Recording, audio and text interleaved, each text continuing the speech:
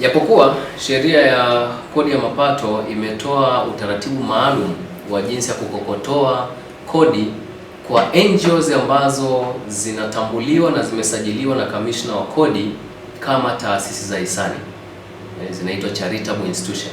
Kwa kama NGO yako imesajiliwa na kamishna wa kodi kama charitable institution, taasisi ya hisani, basi sheria ya kodi ya mapato imetoa utaratibu maalum wa jinsi ya kukokotoa kodi kwa taasisi hizo.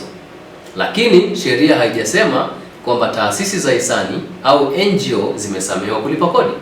Lakini zinalipa kodi kwa utaratibu gani na kiwango gani cha kodi?